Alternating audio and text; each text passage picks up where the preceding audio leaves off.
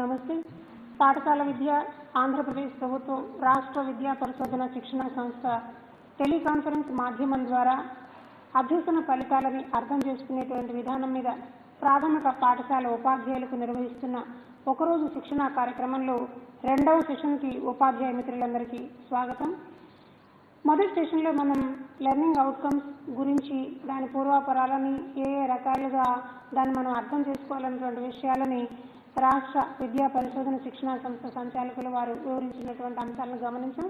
అలాగే ఈ సెషన్లో మనం లెర్నింగ్ అవుట్కమ్స్ అంటే ఈ అభ్యసన ఫలితాలు అన్నవి ఎలా రూపొందాయి, ఎందుకు అసలు వాటిని రూపొందించారు, జాతీయ స్థాయిలో దీని మీద జరిగినటువంటి చర్చలు ఏమిటి, వాటి ఆధారంగా ఏ రకపు పరీక్ష ద్వారా పిల్లల యొక్క సామర్థ్యాలని దేశవ్యాప్తంగా పరిశీలించాలి అన్నటువంటి విషయాలను, అలాగే ఈ అభ్యసన ఫలితాలు అన్నటువంటివి మనకి విద్యా హక్కు చట్టం ఉంది. ఈ విద్యా హక్కు చట్టంలో వీటిని సమ్మిళితం చేసేటువంటి అంశం ఎందుకు తెర మీదకి వచ్చింది, ఇప్పుడు పిల్లల సామర్థ్యాలను పెంపొందించడానికి చట్టబద్ధం చేసేటువంటి ప్రక్రియ యొక్క ఉద్దేశం ఏమిటి అన్న విషయాలన్నింటినీ కూడా ఈ రెండవ సెషన్లో మనం క్షుణ్ణంగా పరిశీలించే ప్రయత్నం చేస్తాం. కాబట్టి ఉపాధ్యాయ మిత్రులు ఈ సెషన్లో స్క్రీన్ మీద స్క్రోల్ అవుతూ ఉన్నటువంటి అంశాలను కూడా కొంచెం జాగ్రత్తగా పరిశీలిస్తుండండి. ఏవి నోట్ చేసుకోవాల్సిన అవసరం లేదు. కాకపోతే దాని పూర్వాపరాలు ఏమిటి, ఎంత స్పష్టత దీని మీద మనకు ఉండాలి అన్నది రెండవ సెషన్ యొక్క ప్రధానమైన ఉద్దేశం. ఈ విషయాన్ని వివరించడానికి ముందుగా ప్రొఫెసర్ గారు డాక్టర్ పాండురంగ స్వామి గారు, కరికులం అండ్ టెక్స్ట్ బుక్ విభాగం, ఎస్సీఆర్టీ వారిని మరొకసారి మనం పరిచయం చేసుకున్నాం. సార్, ఇప్పుడు లెర్నింగ్ అవుట్కమ్స్కి సంబంధించి నేషనల్ అచీవ్మెంట్ సర్వేకి ఈ రెండింటికి మధ్యన ఏమైనా సంబంధం ఉందా, అసలు లెర్నింగ్ అవుట్కమ్స్ అనే భావన ఎలా ఉత్పత్తి అయింది, విద్యా హక్కు చట్టానికి దీనికి కలిగిన సంబంధం ఏమిటన్న వివరాలని తెలియజేయండి సార్. నమస్కారం. ఈరోజు రాష్ట్రంలో వివిధ ప్రాంతాల్లో ఈ టెలికాన్ఫరెన్స్కి హాజరైనటువంటి ప్రాథమిక ఉపాధ్యాయులందరికీ మొట్టమొదట ఎస్సీఆర్టీ తరఫున హృదయపూర్వక నమస్కారాలు తెలియజేస్తున్నాను. ముఖ్యంగా మన మిత్రుడు చెప్పినట్టుగా ప్రధానంగా జాతీయ స్థాయిలో రెండు ప్రధానమైన అంశాలు గత 3 నెలలుగా మనం చూస్తున్నాం, వింటూ ఉన్నాం.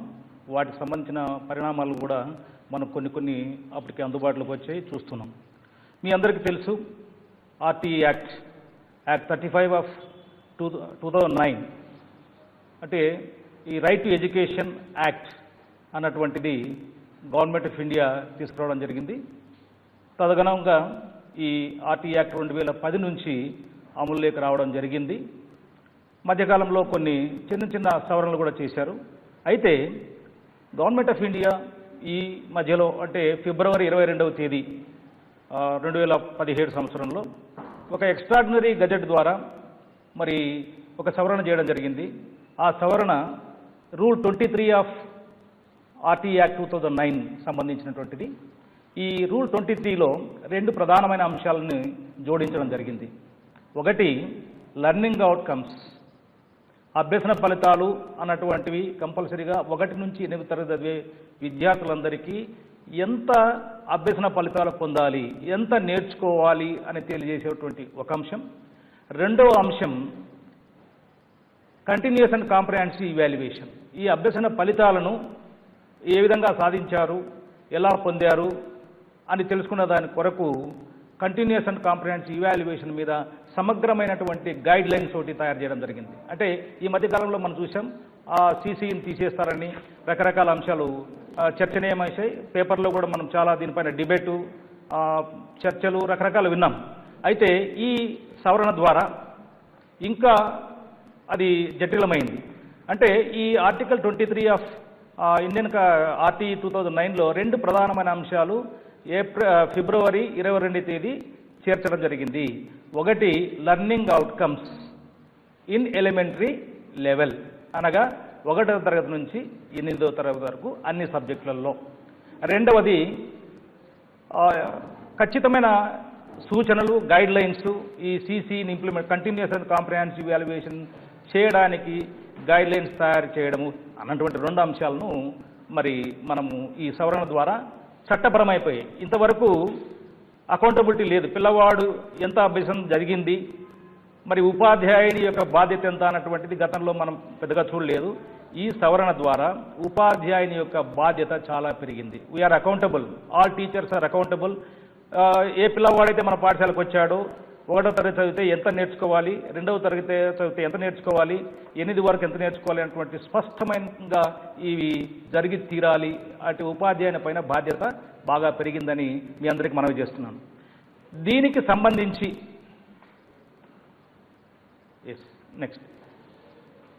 దీనికి సంబంధించి మన ఆంధ్రప్రదేశ్ ప్రభుత్వం కూడా మన ఇంప్లిమెంటేషన్ రూల్స్ మీ అందరికీ తెలుసు, జీవో 14 2011లో 22/2/2011లో ఆర్టీ ఇంప్లిమెంటేషన్ రూల్స్ ఇష్యూ చేయడం జరిగింది జీవో 14లో.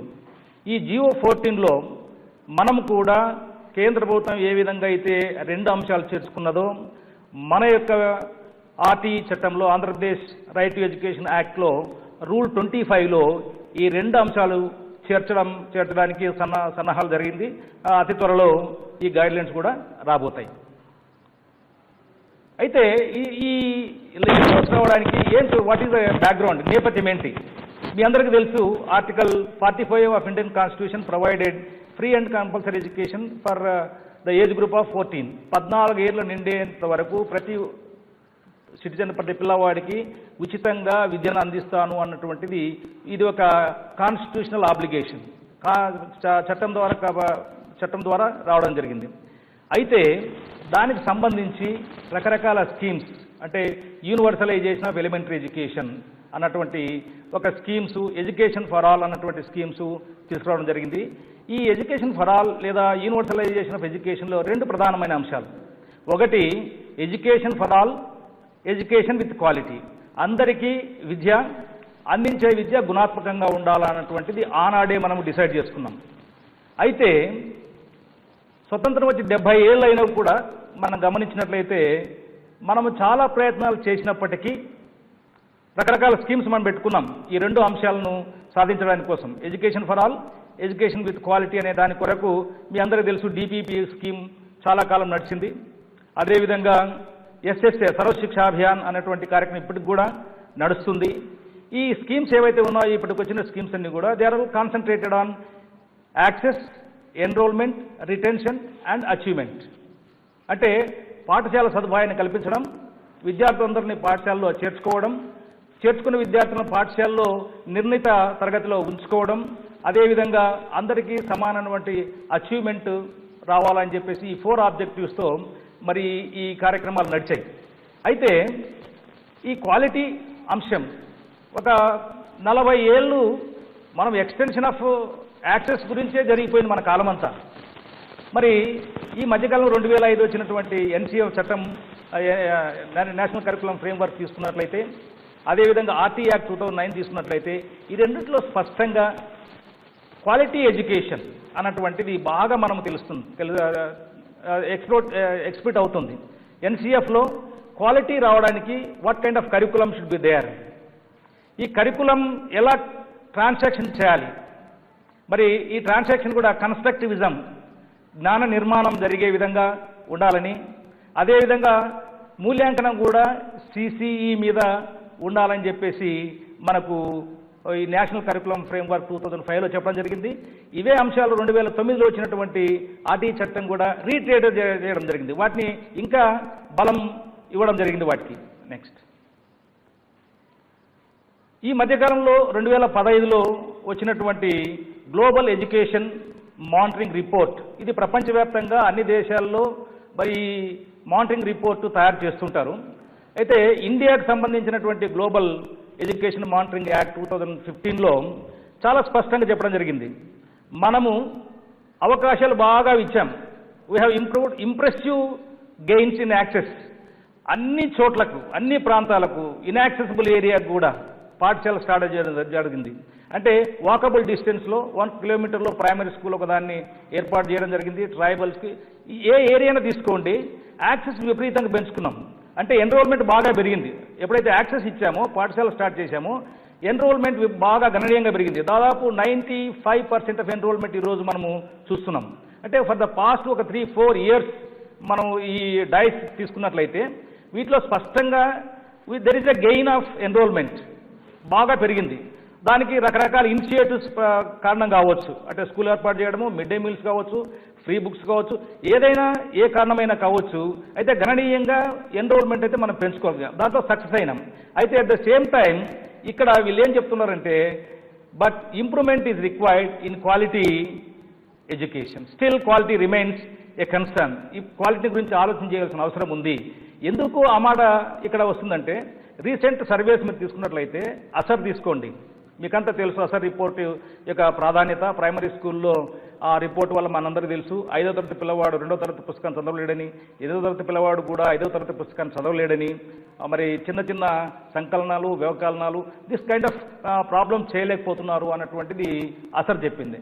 అదేవిధంగా అసర్ను నమ్మడమే కాకుండా మన నేషనల్ అచీవ్మెంట్ సర్వే 3 తీసుకున్నట్లయితే, అంటే ఎన్సీఆర్టీ వాళ్ళు కండక్ట్ చేసింది, అదేవిధంగా NAS 5 తీసుకున్నట్లయితే మనము జాతీయ స్థాయిలో సరాసరి కంటే దిగున ఉన్నాము అన్నటువంటిది ఇక్కడ మనం ప్రధానంగా గమనించవలసింది. అంటే not even 45% of marks or 46% of marks యావరేజ్లో స్కోర్ చేయలేకపోతున్నాం అన్ని సబ్జెక్టుల్లో కూడా.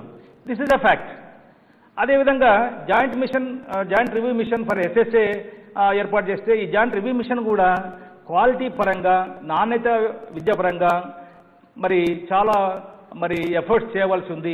పిల్లవాళ్ళు ఆశించినటువంటి సాధనా స్థాయి లేకపోవడం, అభ్యసన ఫలితాలు లేకపోవడం, thereby there is no quality of education. So quality అనేటువంటిది is a criteria concern across the world, across the country. So మనకొకరికే కాదు ఈ ప్రాబ్లం ఉన్నది, అక్రాస్ ది ఉంది. అయితే మనము మినిమం యావరేజ్లో లేకుండా పోవడం అన్నటువంటిది ప్రధానం. కాబట్టి focus of school education system has shifted from increasing access to quality. ఒక 30 సంవత్సరాల నుంచి మనము చూసినట్లయితే క్వాలిటీ మీద బాగా ప్రయత్నం చేస్తూ వచ్చాం. అంటే ఈ 70 ఏళ్ల కాలంలో 40 ఏళ్ల కాలము, 50 ఏళ్ల కాలము యాక్సెస్ గురించే మన పోరాటం అంతా జరిగింది. అయితే ఒక 30 ఏళ్ల నుంచి గ్లోబలైజేషన్ ఎప్పుడైతే జరిగిందో, జెడ్ జనరేషన్ లెర్నర్స్ ఎప్పుడైతే వచ్చారో, అంటే 98 తర్వాత పుట్టిన వాళ్ళంతా జెడ్ జనరేషన్ లెర్నర్స్, వీళ్ళంతా డిజిటల్ ఏజ్లో పుట్టారు, చాలా అదృష్టవంతులు. గత తరానికి ఈ డిజిటల్ కంటెంట్ లేదు, డిజిటల్ ఇన్ఫర్మేషన్ లేదు. అయితే ఈ రోజు ఉన్నటువంటి ఈ విద్యార్థికి క్వాలిటీ ఎడ్యుకేషన్ చాలా అవసరం. ఎందుకంటే today world become a global village. ఎక్కడైనా వెళ్ళొచ్చు, ఎక్కడైనా సెటిల్ కావచ్చు, ఎక్కడైనా సంపాదించుకోవచ్చు, ఎక్కడైనా జీవించే హక్కు ఈరోజు ఉంది. మరి నాణ్యమైన విద్య లేనప్పుడు ఇది అసాధ్యం అన్నటువంటిది మనమంతా గమనించాలి. సో ఈ క్రమంలో NCF కానీ RTE కానీ మరి చూసినట్లయితే ఇవి క్వాలిటీ మీద బాగా కన్సర్న్స్ చేస్తున్నాయి. అదేవిధంగా NAS కూడా, ఇప్పుడు NAS దాదాపు 4 సైకిల్స్ అయిపోయినాయి మనకు. దాదాపు 2001 నుంచి NAS జరుగుతూ ఉంది. ఈ 4 సైకిల్స్లో కూడా what we learned is, 3rd class children are not grade appropriate, 5th class children are not grade appropriate, 8th class children are not grade appropriate, 10th class children are not grade appropriate. So ఇది situation. అంటే ఆ తరగతిలో నిర్ణయించినటువంటి ఆ సామర్థ్యాలు అయితేనేమి, ఆ సాధించవలసినటువంటి ఫలితాలు అయితేనేమి, ఆ స్కిల్స్ అయితేనేమి, ఆ నాలెడ్జ్ అయితేనేమి, ఈ అంశాలన్నీ సాధించలేకపోతున్నాం. సో దానివల్ల ఒక కన్సర్న్ మొదలైంది. అంటే మీరు 86 పాలసీ చూస్తే, ఫస్ట్ టైం 86 పాలసీలో లెవెల్స్ ఆఫ్ ఎడ్యుకేషన్ గురించి మాట్లాడడం జరిగింది. గతంలో ఉన్నటువంటి ఏ స్కీములు కానీ, ఏ కమిషన్లు కానీ లెవెల్స్ ఆఫ్ ఎడ్యుకేషన్ గురించి మాట్లాడలేదు. 1986లో మొట్టమొదట ఈ న్యూ ఎడ్యుకేషన్ పాలసీలో, న్యూ నేషనల్ పాలసీ అండ్ ఎడ్యుకేషన్లో MLLs అనేటువంటి ఒక పదము, మినిమం లెవెల్స్ అన్నటువంటి ఒక పదం వచ్చింది. అంటే ప్రతి పిల్లవాడు పాఠశాలలో చేరిన తర్వాత కనీసం ఇన్ని సామర్థ్యాలు పొందాలి అన్నటువంటి ఒక ప్రయత్నము, ఒక ఆలోచన 86లో స్టార్ట్ అయింది. సో ఆ ప్రయత్నమే 1992లో MLL రూపంలో, మినిమం లెవెల్స్ ఆఫ్ లెర్నింగ్ రూపంలో తరగతి వారీగా డెవలప్ చేయడం జరిగింది. ఇవన్నీ మనం ఆ రోజుల్లో చాలా రకరకాల ట్రైనింగ్ ప్రోగ్రామ్స్, అంటే ఒక 15 years సర్వీస్ ఉన్నటువంటి టీచర్ అందరికీ తెలుసు ఆ minimum levels, class wise, subject wise, 1.1, 1.2 ఇట్లా రకరకాలుగా. అయితే మన దురదృష్టవశాత్తు ఆనాటి కరికులం, ఆనాటి పాఠ్యపుస్తకాలు ఈ లెవెల్స్కు మిస్ మ్యాచ్, అలైన్ కాలేదు. కాబట్టి వాటిని అనుకున్న స్థాయిలో మనం సాధించలేకపోయాం. మరి అదేవిధంగానే 2013 తీసుకున్నట్లయితే లెర్నింగ్ ఇండికేటర్స్ అన్నటువంటి ఒక కొత్త పదాన్ని మనం చూసాం. అంటే ఒక క్వాలిటీని నిర్ణయించాలంటే ఒక మైలురాళ్ళు, ఇండికేటర్స్ ఆర్ నథింగ్ బట్ సూచికలు. ఈ సూచిక ఆ సూచనను బట్టి ఆ సామర్థ్యం వచ్చిందా లేదా తెలుసుకున్న దానికోసం ఎన్సీఆర్టీ ఆ ఎమ్మెల్యేస్ ఎప్పుడైతే ఫెయిల్ అయ్యాయో ఈ లెర్నింగ్ ఇండికేటర్స్ 2013లో తీసుకురావడం జరిగింది. అయితే ఈ క్రమంలో వచ్చినటువంటి మార్పులో 2016కి ఈ లెర్నింగ్ ఇండికేటర్సే లెర్నింగ్ అవుట్కమ్స్గా మారిపోయాయి, అభ్యసన ఫలితాలు. Next, so the inclusion of learning outcomes in RTE increased our accountability. ఇది అందరూ మనం గమనించాలా. ఎప్పుడైతే ఈ చట్టంలో ఈ లెర్నింగ్ అవుట్కమ్స్ వచ్చాయో ఆటోమేటిక్గా ఉపాధ్యాయుని యొక్క బాధ్యత పెరిగింది అని మనమంతా గమనించవలసిన అవసరం లేదా గుర్తించవలసిన అవసరం చాలా ఉంది. సో ఇక్కడ ఈ లెర్నింగ్ అవుట్కమ్స్ అన్నటువంటిది ఒక కొత్త భేయం కాదు. అందుకోసమనే నేను ఒక 4 ప్రశ్నలు మీకు అందిస్తున్నాను. ఒకటేమో మీరంతా తెలుసుకోవాల్సింది లెర్నింగ్ అవుట్కమ్స్ అంటే ఏంటి, what are learning outcomes, how we have to understand, ఎట్లా వీటిని అర్థం చేసుకోవాలి. ముందు మనం అర్థం చేసుకుంటే పిల్లవాడిలో సాధిస్తాం. మనకు లెర్నింగ్ అవుట్కమ్స్ గురించి అవగాహన లేనప్పుడు వాటిని తరగతి గదిలో లేదా పాఠ్యాంశం ద్వారా మనం విద్యార్థులు సాధించడం చాలా కష్టం. కాబట్టి మొట్టమొదట మనం అర్థం చేసుకోవాలి లెర్నింగ్ అంటే అవుట్కమ్ అంటే ఏంటి.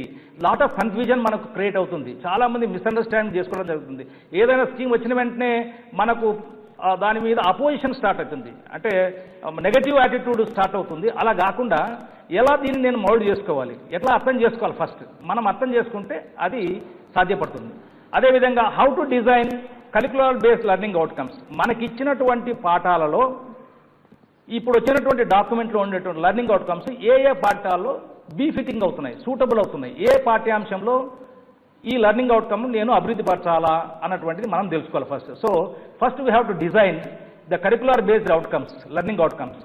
అంటే ఇక్కడ చట్టంలో స్పెసిఫై చేసినటువంటి లెర్నింగ్ అవుట్కమ్స్ మనకున్న పాఠ్య పుస్తకంలో ఏ పాఠ్యాంశాల్లో ఈ లెర్నింగ్ అవుట్కమ్స్ మనం అడ్రస్ చేయొచ్చు, ఈ అవుట్కమ్స్ని ఈ పాఠ్యాంశం ద్వారా వీ కెన్ అచీవ్ అన్నటువంటిది ఫస్ట్ ఉపాధ్యాయుడు తాను తెలుసుకోవాల్సిన అవసరం ఉంది. So how to link learning outcomes with the teaching learning process అంటే ఐడెంటిఫై చేయడము, పాఠ్యంలో గుర్తించడము, ఇది బోధన అభ్యసన ప్రక్రియలో వెళ్ళాలి. ముందు మనము అవగాహన చేసుకోవాలా, ఏ పాఠ్యాంశంలో ఈ లెర్నింగ్ అవుట్కమ్స్ ఉన్నాయని తెలుసుకోవాలా.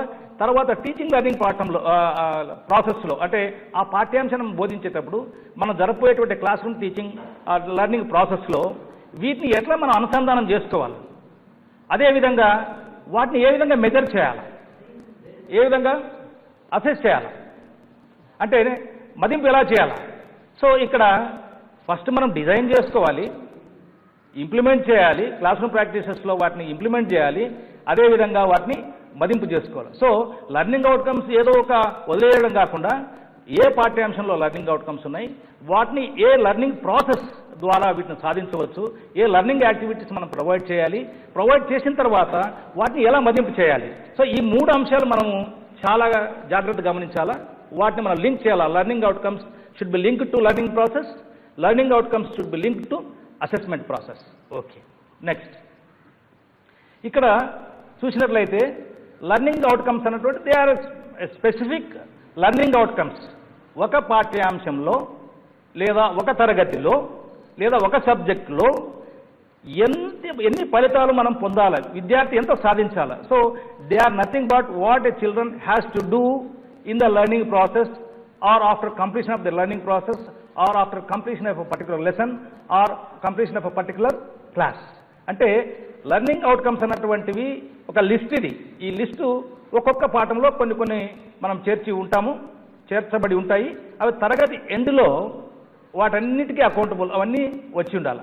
So learning outcomes are nothing but they are the statements of what the teacher has to do in the classroom, what the child has to learn after completion of the learning process. Right. So ఈ learning outcomes అన్నటువంటివి class wise, subject wise తయారు చేయడం జరిగింది. అంటే ఏ క్లాసులకి 1వ తరగతి నుంచి 8వ తరగతి వరకు. అంటే ఒక మాడ్యూల్ డెవలప్ చేశాం. అంటే గవర్నమెంట్ ఆఫ్ ఇండియా ఇచ్చినటువంటి మాడ్యూల్, ఎన్సీఆర్టీ తయారు చేసిన మాడ్యూల్. దీన్ని యాజ్ ఇట్ ఈజ్గా ఎస్సీఆర్టీ ఆంధ్రప్రదేశ్ తర్జుమా చేసి మీ అందరి చేతుల్లోకి ఈ మాడ్యూల్ రేపు నాడు రాబోతుంది. ఓకే. అదేవిధంగా బ్రోచర్స్ డెవలప్ చేయడం జరిగింది. ఈ బ్రోచర్స్ 1 to 8 క్లాసెస్, ఒక్కొక్క బ్రోచర్లో బ్రీఫ్గా ఒక్కొక్క సబ్జెక్ట్లో ఏ లెర్నింగ్ అవుట్కమ్స్ను నీవు సాధించాలి, అని ఉపాధ్యాయునికి తెలియజేసేటువంటి ఒక బ్రోచర్. ఇదే బ్రోచర్ మళ్ళీ పేరెంట్కి వెళ్తుంది. అంటే పేరెంట్ తన పిల్లవాడికి ఏం రావాలి, అదేవిధంగా ఒక ఎస్ఎంసీ మెంబర్కి వెళ్తుంది. ఒక ఎస్ఎంసీ మెంబర్కు లేదా ఎస్ఎండిసి మెంబర్కు పిల్లవాడు 1వ తరగతి పిల్లవాడికి ఏం నేర్చుకోవాలి, 2వ తరగతి పిల్లవాడికి ఏం వచ్చి ఉండాలి, 4 పిల్లవాడికి ఏం వచ్చి ఉండాలి అనేటువంటి అంశాలు తెలియజేసే విధంగా మరి మాడ్యూల్ తయారు చేయడం జరిగింది, బ్రోచర్ చేయడం జరిగింది. అదేవిధంగా పోస్టర్స్ కూడా చేయడం జరిగింది. అంటే ఈ పోస్టర్స్ డిస్ప్లేలో ఉండాలి.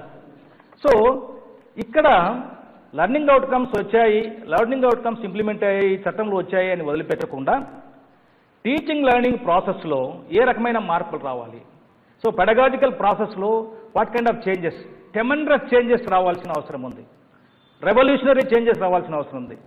ఇప్పుడున్నటువంటి మనం బోధించే విధానం ఏ రకంగా సరిపోదు. మనం ఈ లెర్నింగ్ అవుట్కమ్ సాధించాలంటే ఈ chalk and talk method, of chalk method, లేదా చదివి వినిపించడము, రొటీన్ ట్రెడిషనల్ క్లాస్ రూమ్ లేదా టీచర్ సెంటర్డ్ పెడగాజీ అన్నటువంటిది ఆల్మోస్ట్ అవుట్డేటెడ్. దాన్ని నమ్ముకోవడం వల్ల ఏ రకమైన ప్రయోజనం లేదు. అందుకనే మనకు ఎన్సీఎఫ్ 2005లో తీసుకుంటే, అదేవిధంగా 2009 ఆర్టీ యాక్ట్ తీసుకుంటే చైల్డ్ సెంటర్డ్ పెడగాజీ, విద్యార్థిని కేంద్రంగా చేసుకునేటువంటి బోధన అభ్యసన పద్ధతులు కావాలి. వాటిని మనం యాక్టివిటీ బేస్డ్ టీచింగ్ అని అంటున్నాం. అంటే పిల్లవాళ్ళను భాగస్వాములు చేయవలసి ఉంటుంది బోధన అభ్యసన కార్యక్రమంలో. సో ఎప్పుడైతే పిల్లవాడు బోధన అభ్యసన కార్యక్రమంలో భాగస్వామి అవుతాడో అతని జ్ఞానేంద్రియాలన్నీ ఏకకాలంలో పనిచేసి సులభంగా జ్ఞానాన్ని పొందడం, జ్ఞానాన్ని నిర్మించుకోవడం కూడా కన్స్ట్రక్టివిజం కూడా అక్కడ. అంటే పిల్లవాడికి ఎప్పుడైతే యాక్టివిటీస్ ఇచ్చామో, ఎప్పుడైతే గ్రూప్ వర్క్ ఇచ్చామో, ఎప్పుడైతే ప్రాజెక్ట్ వర్క్ ఇస్తామో ఆటోమేటిక్గా వాళ్ళు దాంట్లో ఇన్వాల్వ్ అయ్యి అతడే కొంత తెలుసుకునే విధంగా తయారవుతాడు. అంటే ఈ ప్రాసెస్లో కూడా పాఠ్యాంశం లేని అంశాలు కూడా విద్యార్థి నేర్చుకుంటుంది. మనమంతా ఈ స్టాండర్డ్స్ లేవు అని చాలామంది మనం అంటూ ఉంటాం. అయితే పిల్లవాడికి చాలా అంశాల పాఠశాల నేర్పిస్తుంది, దాని గురించి ఎవరు ఆలోచన చేయడం లేదు. అయితే ఈ టీచింగ్ లెర్నింగ్ ప్రాసెస్లో మనం చైల్డ్ సెంటర్డ్ అప్రోచ్, కన్స్ట్రక్టివిజాన్ని కన్నా ఇంప్లిమెంట్ చేసినట్లయితే ఖచ్చితంగా విద్యార్థి ఆలోచించడం మొదలు పెడతాడు, అతడు బ్రెయిన్కి పని కలుగుతుంది, రిఫ్లెక్షన్, అతడు రిఫ్లెక్ట్ అవుతాడు ఆ సిచ్యువేషన్కి, అతని మైండ్ పనిచేయడం జరుగుతుంది. సో ఈ విధంగా టీచింగ్ లెర్నింగ్ ప్రాసెస్లో ట్రెమెండస్ చేంజెస్ రావాల్సిన అవసరం ఉంది. అంటే ఇప్పుడున్నటువంటి ఐసీటీ కూడా వాడుకోవాల్సిన అవసరం ఉంది. టీచింగ్ లెర్నింగ్ ప్రాసెస్లో ఐసీటీ యూటిలైజేషన్ కూడా మోస్ట్ ఇంపార్టెంట్. ఈరోజు మీరు యాక్షన్ సాంగ్స్ తీసుకోండి, చిన్న చిన్న రైమ్స్ తీసుకోండి, యూట్యూబ్లో ఎక్కడ పడితే అక్కడ గణనీయంగా రిసోర్స్ అవైలబిలిటీ ఉంది. ఈ రిసోర్స్ అవైలబిలిటీని మీరు కూడా వాడుతూ ఉన్నారు. ఇప్పుడుండే ఆండ్రాయిడ్ ఫోన్ అయితేనేమి, రకరకాల డివిడీలు అయితేనేమి, ఇవన్నీ మీరు కూడా యాక్సెస్ అవుతున్నారు, మీరు వాడుతున్నారు. ఆ వాటినే క్లాస్ రూమ్లో తీసుకోవాలి. ఇంకొక ముఖ్యమైన అంశం, మన క్లాస్ రూమ్లో పిల్లవాళ్ళంతా ఒకే విధంగా లేరు. సిడబ్ల్యూఎస్ అని చిల్డ్రన్ ఉన్నారు, చిల్డ్రన్ విత్ స్పెషల్ రిక్వైర్మెంట్స్ ఉన్నారు.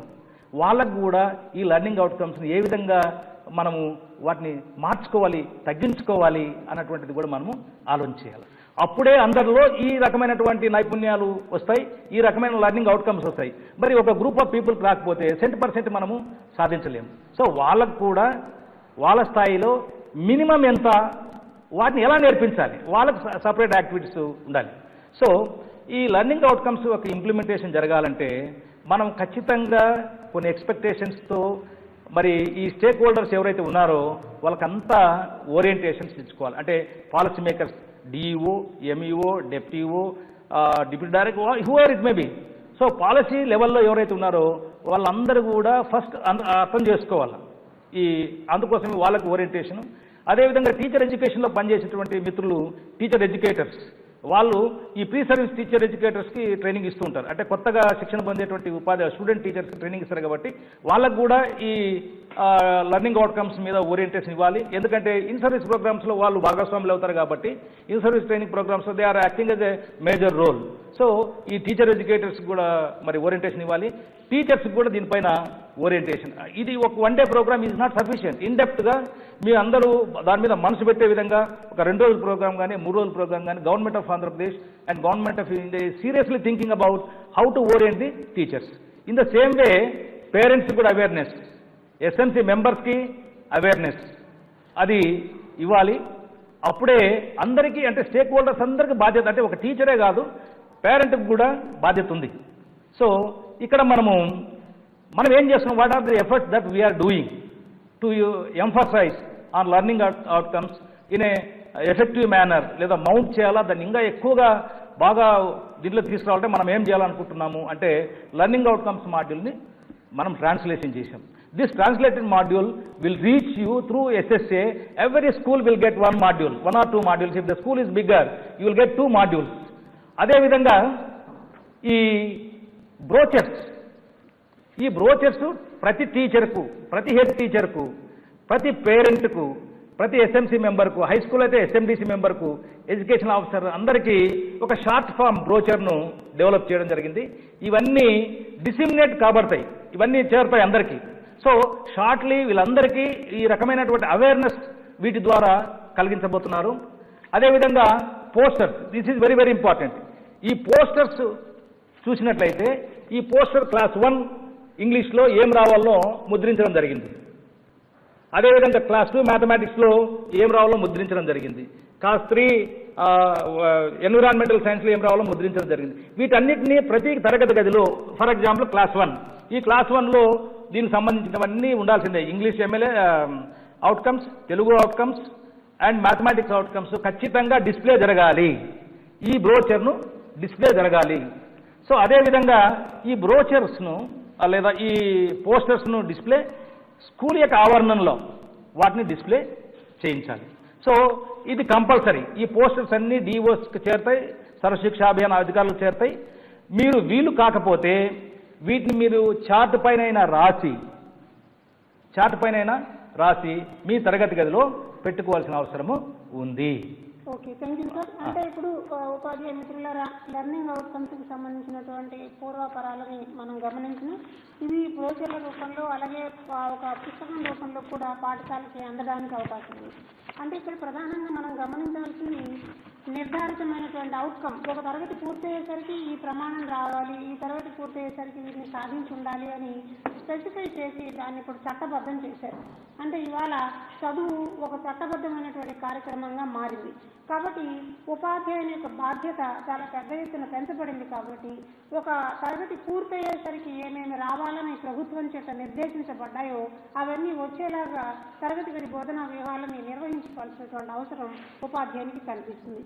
అంచేత బోధనా విధానాన్ని, బోధనా వ్యూహాలని, బోధనాభ్యసన కృత్యాలని తరగతి గదిలో నిర్వహించుకునేటువంటి సందర్భంలో ఉపాధ్యాయుడు ఏ లెర్నింగ్ అవుట్కమ్స్ అయితే పాఠానికి నిర్దేశించబడి ఉన్నాయో ఆ లెర్నింగ్ అవుట్కమ్స్ సాధించడానికి సహాయపడేటువంటి అభ్యసన ప్రక్రియల్ని తరగతి గదిలో తయారు చేసుకోవాలి.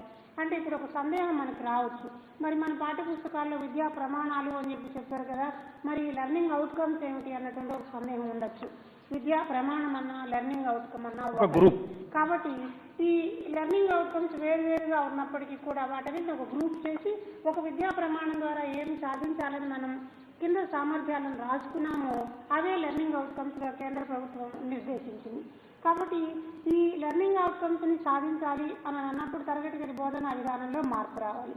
అయితే వీటి ఆధారంగానే జాతీయ స్థాయి ద్వారా ఒక పరీక్షను నిర్వహించి దేశవ్యాప్తంగా పిల్లల యొక్క సామర్థ్యాలు ఎలా ఉన్నాయన్నది పరిశీలిస్తారు.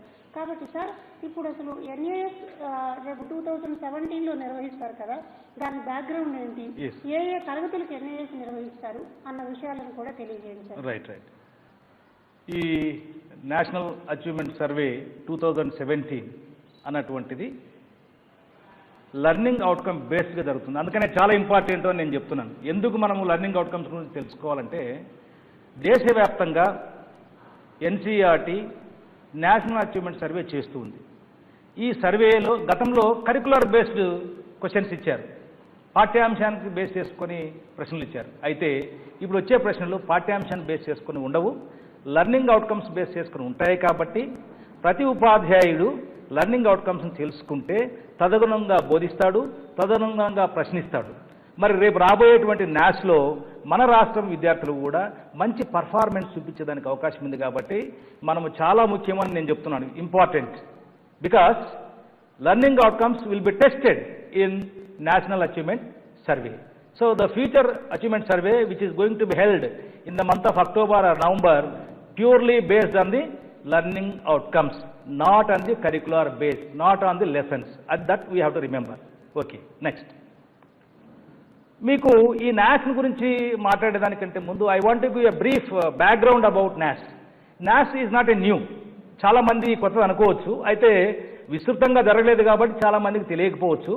NAS is conducted by NCERT from the year 2000-2001 academic year. 2000-2001 academic year నుంచి నేషనల్ అచీవ్మెంట్ సర్వే అన్నటువంటిది NCERT న్యూఢిల్లీ వాళ్ళు చేస్తున్నారు. ఇప్పటికి by now 4 cycles are completed. అంటే ఒక్కొక్క క్లాసు 2 సార్లు టెస్ట్ చేయబడింది. Class 3, class 5, class 7 and class 2 ఈ 4 క్లాసులు చేయడం జరిగింది. ఇక్కడ అక్రాస్ ది కంట్రీ చేశారు కానీ సెలెక్టెడ్ డిస్ట్రిక్ట్స్, సెలెక్టెడ్ స్కూల్స్లో మాత్రమే చేశారు. So that is the only difference. అంటే మీడియం వస్తే ఇంగ్లీష్ మీడియం జరిగింది, అదేవిధంగా రీజనల్ మీడియంలో కూడా జరిగింది. సో ఈ national achievement survey 2017 which is going to be held shortly, maybe in the month of October or November, is purely based on learning outcomes. ఈ learning outcome base చేసుకున్నటువంటి NAS across the country 680 జిల్లాల్లో దేశవ్యాప్తంగా జరుగుతుంది. అది మనం గమనించాల్సింది. అంటే this is a very massive survey. ప్రపంచంలోనే ఇది ఒక పెద్ద సర్వేగా గుర్తించబడుతూ ఉంది. ఇంతవరకు ఇంత పెద్ద సర్వే ఎక్కడ జరగలేదు. ఎందుకంటే ఆల్ డిస్ట్రిక్ట్స్, ఇంతకుముందు జరిగిన సర్వేలో స్టేట్ ఒక యూనిట్గా చూసాం, ఇప్పుడు ఎవరీ డిస్ట్రిక్ట్ ఒక యూనిట్గా చూస్తున్నాం. ఎవరీ డిస్ట్రిక్ట్లో లెర్నింగ్ అవుట్కమ్స్ ఏ విధంగా ఉన్నాయి, పిల్లవాళ్ళ పర్ఫార్మెన్స్ ఏ విధంగా ఉంది, డిస్ట్రిక్ట్ కార్డు వస్తుంది. సో ఇక్కడ డిస్ట్రిక్ట్ అన్నటువంటిది హైలైట్ అవుతుంది. కాబట్టి మీ జిల్లాలో ఉండేటువంటి ఉపాధ్యాయులు మరి జాగ్రత్తగా, ఈ శాంపుల్ సర్వే ఇది అన్ని పాఠశాలలో ఉండదు, సెలెక్టెడ్ స్కూల్స్, ర్యాండమ్గా సెలెక్టెడ్ స్కూల్స్లో జరుగుతుంది. ఒక్కొక్క క్లాసులో 1500 మంది చొప్పున నియర్లీ 1500 స్టూడెంట్స్, టోటల్గా 4005 మంది విద్యార్థులు, దేశవ్యాప్తంగా 30,60,000 మంది ఈ టెస్ట్ రాయబోతారు షార్ట్లీ. ఈ టెస్ట్ చాలా సింపుల్ టెస్ట్, ఇది పెద్దగా కష్టమైనది ఏం కాదు. మరి అసలు ఎందుకు జరుగుతున్నారు ఈ NAS? NAS చాలా మందికి క్వశ్చన్స్ ఉంటాయి. ఏదో ప్రతి సంవత్సరం టెస్ట్ జరుపుతారు, దీని ద్వారా ఈ పిల్లవాళ్ళకి వచ్చింది, ఈ పిల్లవాళ్ళకి రాలేదు, ఈ రాష్ట్రం ఇట్లా ఉంది, ఈ జిల్లా ఇట్లా ఉంది అన్నటువంటి సమాచారం ఇస్తే దాని కొరకే సర్వేలు జరుగుతాయని చాలామంది అనుకుంటారు. బట్ మనం ఏం ఎక్స్పెక్ట్ చేస్తున్నాం, గవర్నమెంట్ ఏం ఎక్స్పెక్ట్ చేస్తుంది, మనం ఏం ఎక్స్పెక్ట్ చేస్తున్నాం ఈ సర్వే నుంచి అనుకుంటే, ఈ లెర్నింగ్ గ్యాప్స్ ఎక్కడ ఉన్నాయి, విద్యార్థి ఏ అంశాలని నేర్చుకోలేకపోతున్నాడు, ఆ నేర్చుకోలేకపోయిన అంశాలు ఏంటి అని ఈ NAS ద్వారా గుర్తించడం. సో నేర్చుకుపోయిన అంశాలని ఎలా నేర్పించాలి అనే దానికి ఉపాధ్యాయునికి శిక్షణ, ఒక ట్రైనింగ్ ప్రోగ్రామ్ అన్నటువంటిది మనం చాలా రెగ్యులర్ ట్రైనింగ్ ప్రోగ్రామ్ చేస్తున్నాం. ఈ ట్రైనింగ్ ప్రోగ్రాంలో ఈ లెర్నింగ్ గ్యాప్స్ను అడ్రస్ చేయడం జరుగుతుంది. ఈ లెర్నింగ్ లెవెల్స్ను అచీవ్ చేయడానికి ఏ రకమైన స్ట్రాటజీస్ మనము ఇవ్వాలనో, ఈ క్లాస్ రూమ్ ప్రాక్టీసెస్ ఎలా ఇంప్రూవ్ చేసుకోవాలి అన్నటువంటి అంశాలు కూడా మనకు తెలుస్తాయి. సో ఒక క్వాలిటీ పారామీటర్గా మనం చూసినట్లయితే, ఒక నాణ్యతను పెంచే సాధనంగా దీని ద్వారా మన యొక్క నాణ్యత ఎలా పెంచుకోవాలి, విద్య యొక్క గుణాత్మకతను ఎలా పెంచుకోవాలి అనేటువంటిది మనకు తెలుస్తుంది. So this survey is very timely. ఇక్కడ ఇంతకుముందు సర్వేలు ఈ సంవత్సరం సర్వే చేస్తే నెక్స్ట్ ఇయర్ రిపోర్ట్ వస్తుంది, ఈలోగా పుణ్యకాలం అంతా గడిచిపోతుంది. ఈ విధంగా అలా కాదు, సర్వే జరిగినటువంటి నెల లోపల మీ డిస్ట్రిక్ట్ కార్డు వస్తుంది, మీ డిస్ట్రిక్ట్ ఫీడ్బ్యాక్ వస్తుంది. ఆ రకమైనటువంటి మెకానిజాన్ని ఒకదాన్ని ఏర్పాటు చేయడం జరిగింది. సో ఈ ఫీడ్బ్యాక్ వచ్చిన తర్వాత డిస్ట్రిక్ట్ అడ్మినిస్ట్రేటర్సు, స్టేట్ అడ్మినిస్ట్రేటర్సు క్లాస్ రూమ్ ప్రాక్టీసెస్లో ఏ రకమైన మార్పులు తీసుకురావాలి అనే దాన్ని నిర్ణయం చేసుకొని, లెర్నింగ్ గ్యాప్స్ ఏమున్నాయని చేసుకొని డిస్ట్రిక్ట్ వైడ్ ట్రైనింగ్ ప్రోగ్రామ్ జరిగేదానికి కూడా అవకాశం ఉంది. ఇంతవరకు మనము mass training programmes, common training programmes చేశాం. ఒక ట్రైనింగ్ ప్రోగ్రామ్ డిజైన్ చేస్తే రాష్ట్ర వ్యాప్తంగా ఒకే రకమైన ట్రైనింగ్ ప్రోగ్రామ్ మనం ఇంతవరకు చూసాం. ఇప్పుడు ఆ విధంగా ఉండదు. ఏ జిల్లాలో అయితే ఏ అంశాల్లో వెనకబడ్డారో, ఏ పాకెట్లో వెనకబడ్డారు, ట్రైబల్ పాకెటా, నార్మల్ పాకెటా, ప్లెయిన్ పాకెటా, వీటిని దృష్టిలో పెట్టుకొని వాళ్ళకే ప్రత్యేకమైనటువంటి శిక్షణా కార్యక్రమాలని డెవలప్ చేసేటువంటి అవకాశం ఉంది. సో ఈ NAS అన్నటువంటిది 3 తరగతులు ఇప్పుడు ఇమ్మీడియట్గా మనం చేయబోతున్నాం. 3వ తరగతి, 5వ తరగతి, 8వ తరగతి. సో ఈ 3వ తరగతి language, mathematics and environmental science 45 ప్రశ్నలు ఉంటాయి. OMR based third party survey. అంటే ఈ టెస్ట్ను ఈ గతంలో మనము యాప్స్ పెట్టుకున్నప్పుడు డైట్ స్టూడెంట్స్ వచ్చి వాళ్ళు ఎగ్జిక్యూట్ చేశారు. అదేవిధంగానే థర్డ్ పార్టీ డైట్ స్టూడెంట్స్ కానీ బీఎడ్ స్టూడెంట్స్ కానీ వచ్చి దీన్ని ఎగ్జిక్యూట్ చేస్తారు. సో పిల్లవాడు రాసినటువంటి సమాధానాలని వాళ్ళు OMR మీద మార్చుకుంటారు. 8th క్లాస్ పిల్లవాళ్ళు అయితే డైరెక్ట్ OMR మీద చేస్తారు. So third and fifth class వాళ్లకు 3 సబ్జెక్టులు ఉంటాయి. ఒకటి లాంగ్వేజ్, రెండవది మ్యాథమెటిక్స్, మూడవది ఎన్విరాన్మెంటల్ సైన్స్. ఈ మూడిట్లో కూడా ఒక్కొక్క అంశానికి 15 ప్రశ్నలు, మొత్తం 45 ప్రశ్నలు, దాదాపు 1.5 hours టైము. పిల్లవాడికి చాలా సులభంగా ఉండే దానికోసం రీడింగ్ కూడా ఇప్పిస్తున్నాం. మనకు 2 రకాల పేపర్లు వస్తాయి. గతంలో 4 రకాల పేపర్లు చేశారు. ఈ సంవత్సరం సర్వేలో 2 types ఆఫ్ పేపర్స్ ఉంటాయి. ఏ బి ప్యాటర్న్, కొంతమందికి ఏమో ఏ వస్తుంది, కొంతమందికి ఏమో బి వస్తుంది. సో ఏ వాళ్ళకంతా అడ్మినిస్ట్రేట్ చేస్తారు, బి వాళ్ళకి అడ్మిట్ చేస్తారు. లీడింగ్ కూడా ఇవ్వడం జరుగుతుంది, చదివి వినిపిస్తారు. ఎందుకంటే చాలామంది పిల్లలకు రీడింగ్ కాంప్రహెన్షన్ లేకపోవడము, వాళ్ళకు తట్టకపోవడము, జవాబు తెలిసినా చదవడం రాకపోవడం వల్ల జవాబు చెప్పలేని స్థితిలో కూడా ఉంటారు. కాబట్టి పిల్లవాడికి లీడింగ్ కోసం కొద్దిగా ఈ ఫీల్డ్ ఇన్వెస్టిగేటర్ అంటాం, ఈ డైట్ స్టూడెంట్స్ వచ్చే వాళ్ళని ఫీల్డ్ ఇన్వెస్టిగేటర్ అంటారు. ఈ ఫీల్డ్ ఇన్వెస్టిగేటర్ చదివి కూడా వినిపిస్తాడు. లాంగ్వేజ్లో ముఖ్యంగా లిజనింగ్ కాంప్రహెన్షన్ మీద ఉంటుంది. దయచేసి గుర్తించండి, లాంగ్వేజ్లో లిజనింగ్ కాంప్రహెన్షన్. ఒక చిన్న ప్యాసేజ్ ఇస్తారు, ఆ ప్యాసేజ్కి సంబంధించిన ప్రశ్నలు ఉంటాయి. చాలా సింపుల్గా ఉంటాయి అవి అంతా. అయితే మనం విద్యార్థులను ఇంతవరకు ఆ రకంగా ట్రైన్ చేయలేదు. ఇప్పుడు మనం ఆ రకంగా ట్రైన్ చేయాల్సిన అవసరం ఉంది. ఒక సింపుల్ ప్యాసేజ్, ఆ ప్యాసేజ్లో లాంగ్వేజ్ ఎలిమెంట్స్ టచ్ చేస్తారు. అంటే నామవాచకాలు ఏంటి, వ్యతిరేక పదం ఏంటి, సమానార్థం ఏంటి, ఈ రకమైనవి ప్రశ్నలు ఉంటాయి. పెద్ద కష్టంగా ఉండవు. కాకపోతే మనం ఆ రకంగా అడగలేదు కాబట్టి మన పిల్లవాడు సమాధానం చెప్పలేకపోతున్నాడు. సో మనము ఇక్కడ చాలా జాగ్రత్తగా గమనించవలసిన విషయం ఏమంటే, రెండవ ప్యాసేజ్ 1, ప్యాసేజ్ 2. ప్యాసేజ్ 2లో ఒక బ్రోచర్ కానీ, ఒక కరపత్రం కానీ, లేదా ఒక అడ్వర్టైజ్మెంట్ కానీ ఇట్లా ఇచ్చేసి వాటిలో సింపుల్ ప్రశ్నలు ఉంటాయి. సో ఆ రకంగా మనము ట్రైన్ చేయగలిగితే ఆటోమేటిక్గా పిల్లవాడు అప్లై చేసుకుంటాడు. ఇక 8th క్లాస్కి వచ్చినట్లయితే 8th క్లాస్ చూస్తే చాలా అంటే 4 ఉంటాయి. Telugu, English, social studies and science. ఒక్కొక్క సబ్జెక్టులో 15 మార్కులు, మొత్తం 60 మార్కులు. సో ఇండిపెండెంట్గా పిల్లవాడే ఆన్సర్ చేయవలసి ఉంటుంది. ఇది సెలెక్ట్ అయిన అన్ని మాధ్యమాల్లో ఉంటుంది. తెలుగు మీడియంలోనే ఉంటుంది అని చెప్పి అనుకోవద్దండి. ఇంగ్లీష్ మీడియంలో ఉంటుంది పరీక్ష, తెలుగు మీడియంలో ఉంటుంది, ఉర్దూ మీడియంలో ఉంటుంది. ఇన్ కేస్ చిత్తూరులో తమిళ మీడియం ఉంటే తమిళ్ కూడా పేపర్ వస్తుంది. ఒరియా ఈ లాస్ట్ శ్రీకాకుళం విజయనగరంలో ఒరియా మీడియం ఉంటే ఒరియా మీడియం పేపర్ కూడా వస్తుంది. అంటే సెలెక్ట్ చేసే స్కూల్ను బట్టి పేపర్ వస్తుంది. ఒకవేళ బై మీడియం 2 మీడియం ఉన్న చోట, ఇంగ్లీష్ తెలుగు మీడియం ఉన్న చోట వాళ్ళు ఇంగ్లీష్ మీడియం సెలెక్ట్ చేస్తే ఇంగ్లీష్ మీడియంలో పేపర్ ఇస్తాం, తెలుగు మీడియం సెలెక్ట్ చేస్తే తెలుగు మీడియం. ఆల్రెడీ స్కూల్స్ కూడా మేము ఐడెంటిఫై చేస్తున్నాం.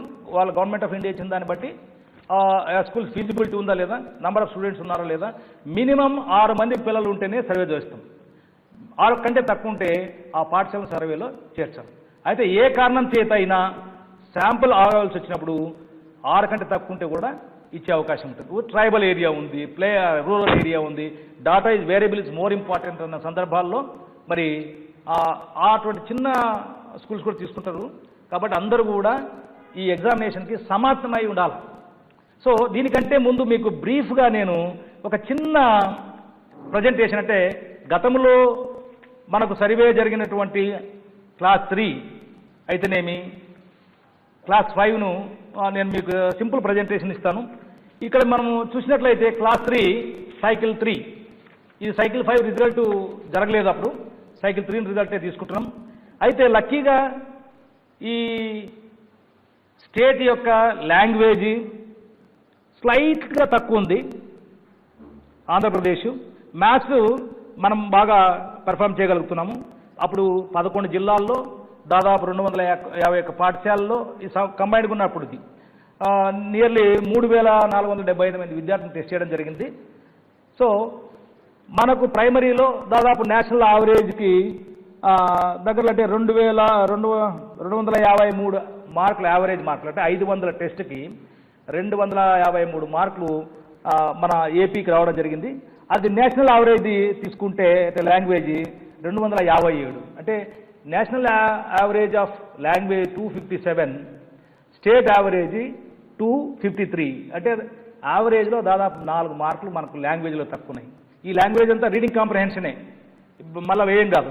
అదేవిధంగా మ్యాథమెటిక్స్ తీసుకున్నట్లయితే నేషనల్ యావరేజ్కి మనం దాదాపు బాగానే ఉన్నాం. అయితే Andhra Pradesh mathematics they are doing better 3rd క్లాస్లో. ఇక ఈ లిజనింగ్ కాంప్రహెన్షన్లో మళ్ళా ఏరియా తీసుకుంటే లిజనింగ్ వర్డ్ రికగ్నిషన్లో 88% ఉంది, బాగానే ఉంది. తర్వాత రీడింగ్ కాంప్రహెన్షన్ 60%, నేషనల్ యావరేజ్కి కొద్దిగా తక్కువ ఉంది.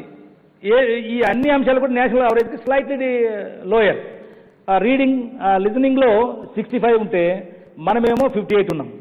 అదేవిధంగా మ్యాథమెటిక్స్ ఏరియాస్ చూసినట్లయితే addition, subtraction, multiplication, division, place values, geometry, money, ద్రవ్యము, డాటా ఇవన్నీ తీసుకుంటే దాదాపు మ్యాథమెటిక్స్లో we are performing better in third class. Next, so ఈ రూరల్ అర్బన్ క్లాసిఫికేషన్ తీసుకున్నట్లయితే ఈ rural people are doing better when compared to urban counterparts. So performance of rural students in language is lower than the national average. National average kante takku undi manadi. Ade vidhanga performance both rural and urban students in mathematics higher than the national average. Rural children mari national average kante ekkunattuga manaku telustundi. Next, ఇది చాలా important slide. ఇక్కడ achievement distribution చెప్పాం. ఈ achievement డిస్ట్రిబ్యూషన్లో 0 నుంచి 37% మార్కులు సాధించినటువంటి వాళ్ళు 8.3 అంటే 8.3 ఫెయిల్ అయ్యే వాళ్ళు ఉన్నారు, ఫెయిల్ అయ్యారు. అదేవిధంగా 35 to 50 వచ్చిన వాళ్ళు ఓన్లీ 18%, 51 to 75% 45%, 75% మించి 27% మనము రావడం జరిగింది. This is all somewhat slightly higher to the national level. అయితే ఈ SC ST social group performance మనం కింద చూసినట్లయితే social group performance still lagging behind. Same రిజల్టే మనము ఎస్సీ ఎస్టీ వాళ్ళు ఇంకా అంత ఆ స్థాయికి ఎదగలేదు, స్లైడ్లు 2-3 మార్కులతో వెనకబడి ఉన్నట్టు మనకు ఈ స్లైడ్స్ చెప్తున్నాయి. నెక్స్ట్, అయితే ఇక్కడ ఈ స్లైడ్ చూస్తే దురదృష్టము మన సిస్టర్ కన్సర్న్ స్టేట్స్ ఏవైతే ఉన్నాయో కర్ణాటక, కేరళ, పాండిచ్చేరి, తమిళనాడు వీటిని తీసుకుంటే మనకంటే దే ఆర్ ఫార్ బెటర్. చాలా అంశాల్లో మనది స్టేట్ యావరేజ్ మ్యాథమెటిక్స్ 259 అయితే కర్ణాటక 265, కేరళ 264, పాండిచ్చేరి 271, తమిళనాడు 271. సో మ్యాథమెటిక్స్లో మనం వీక్ ఉన్నాం. అదేవిధంగా లాంగ్వేజ్లో తీసుకున్నట్లయితే మన మదర్ టంగ్ వాళ్ళ మదర్ టంగ్ పోల్చినప్పుడు మన స్టేట్ యొక్క అచీవ్మెంట్ లెవెల్ తక్కువే ఉంది. మనది యావరేజ్గా 253 ఇంతకుముందే ఫస్ట్ చెప్పాము. మరి ఇక్కడ చూసినట్లయితే కర్ణాటక 267, కేరళ 273, పాండిచ్చేరి 280, తమిళనాడు 274. సో మన సిస్టర్ స్టేట్స్ మనం పోల్చుకున్నప్పుడు థర్డ్ క్లాస్ లెవెల్లో మన పిల్లవాళ్ళు they are not doing better అనేది మనం అంతా గమనించాలి. అంటే it means that there is a need to emphasize on the third class students when compare with the sister counterparts. Next, ఈ నేషనల్ అచీవ్మెంట్ సర్వే క్లాస్ 5 తీసుకున్నట్లయితే 4th cycle language Andhra Pradesh is lesser than the language of national average. National average 241 అయితే మనది 237. So national average కంటే మనం దాదాపు ఒక 4 మార్కుల average తక్కువ ఉన్నాం. అదేవిధంగా మ్యాథమెటిక్స్ తీసుకున్నట్లయితే national average is 241 whereas state average is 235. So ఇక్కడ తీసుకున్నట్లయితే 6% మనము యావరేజ్ 6% మార్క్స్ మనం తక్కువ ఉన్నాం.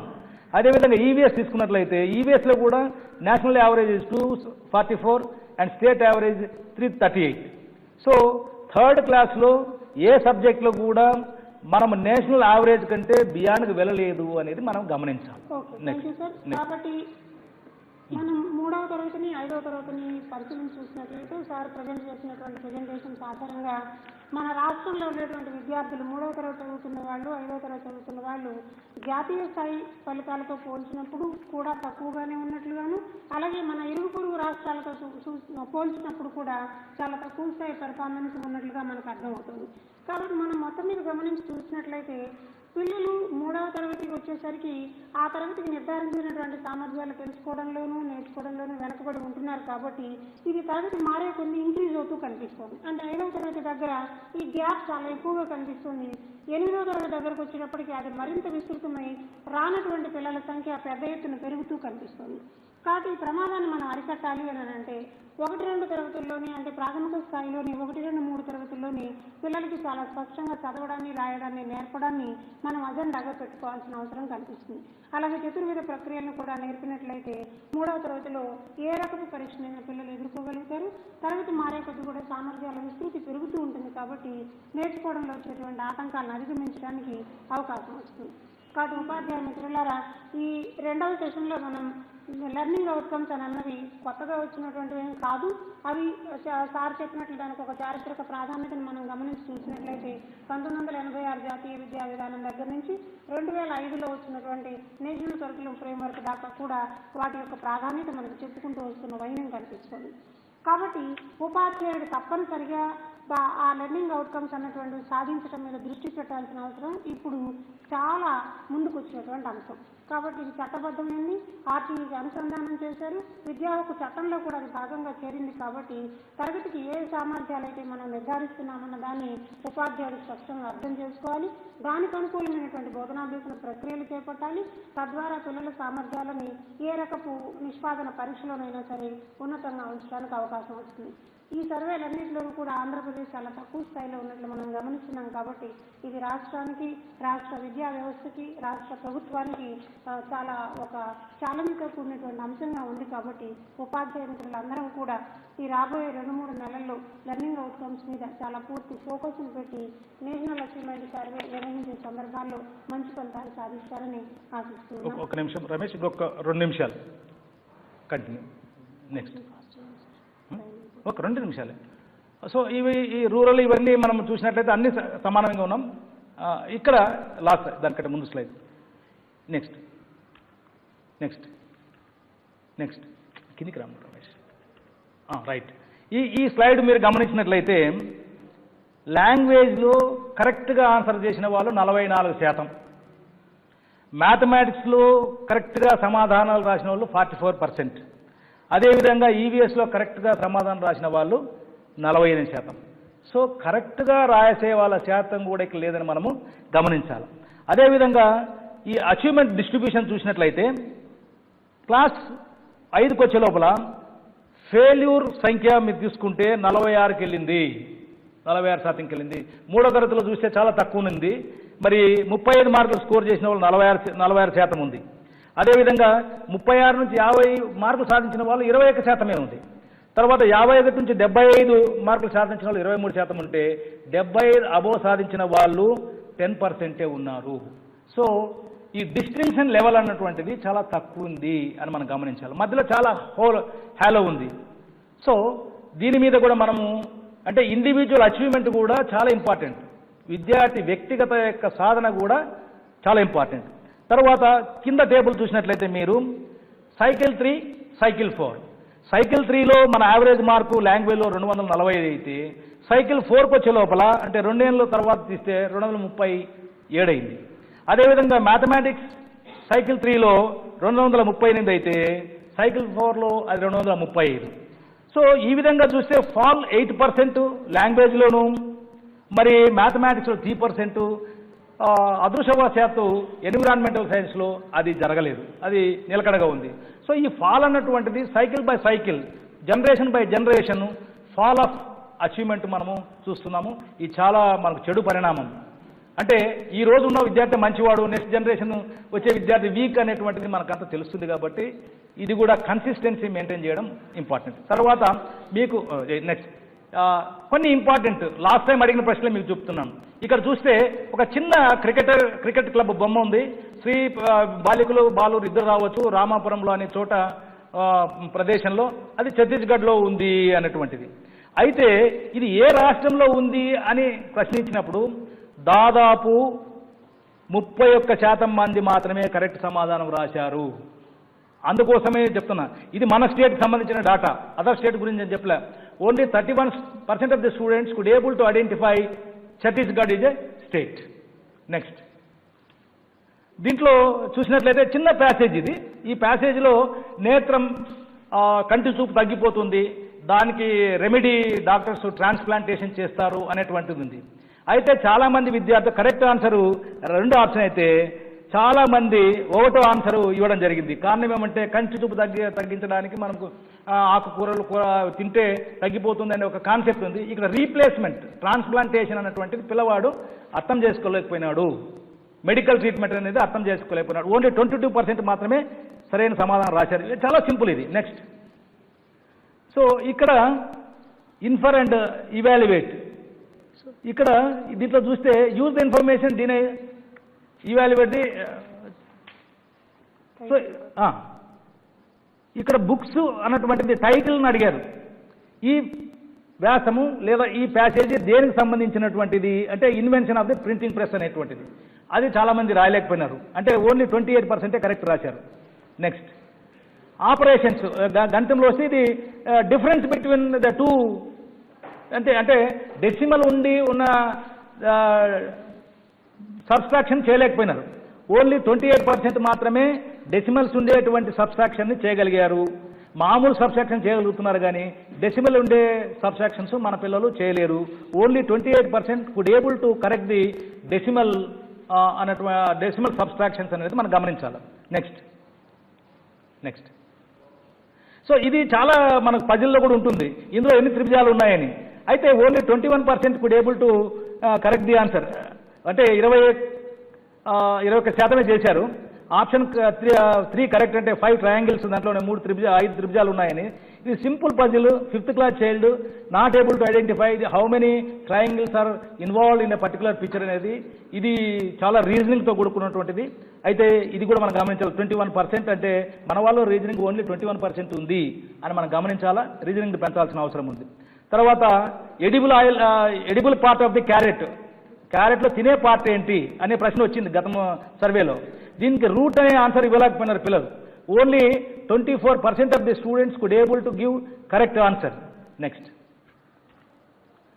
సో ఎనర్జీ న్యూట్రియంట్ ఏది ఇందులో అంటే only 20% of the students could able to correct the answer. Next, real life situation అడిగే ప్రశ్నకు కూడా which one of these is the neighbouring country అంటే భూటాన్ అని నైబరింగ్ కంట్రీగా చెప్పలేకపోయినాం. అంటే only 22. So this is not the end, this is the real beginning for hour work. So I'm ending this class, but really beginning will takes place in your school. Thank you very much. Thank you sir. కాబట్టి ఉపాధ్యాయ మిత్రులారా, sir ఉదహరించినటువంటి examples అన్ని చూసినట్లయితే సగటున 25% కన్నా ఎక్కువ performance మన దగ్గర కనిపించట్లేదు. అంటే 75% మంది పిల్లలకి తరగతికి నిర్ధారించిన సామర్థ్యాలు రాలేదు అని అర్థమవుతుంది. అంచేత మనం తరగతి గది బోధన విధానాల మీద పెద్ద ఎత్తున దృష్టి పెట్టాల్సినటువంటి అవసరం ఉంది అని ఈ సర్వే ద్వారా అర్థమవుతుంది. కాబట్టి దీన్ని ఆధారంగా చేసుకుని తర్వాత సెషన్స్లో మనం ఏ తరగతుల్లో ఏ సబ్జెక్టులలో ఎలాంటి బోధనా వ్యూహాలు అనుసరించాలి, దానిలో పరీక్షలో వచ్చేటువంటి ప్రశ్నల విధానం ఎలా ఉంటుంది, పాఠం ఎలా చెప్పాలన్నటువంటి అంశాలని పరిశీలిద్దాం. ఒక 5 నిమిషాల టీ విరామం తర్వాత మళ్ళీ తిరిగి కలుసుకుందాం. నమస్తే.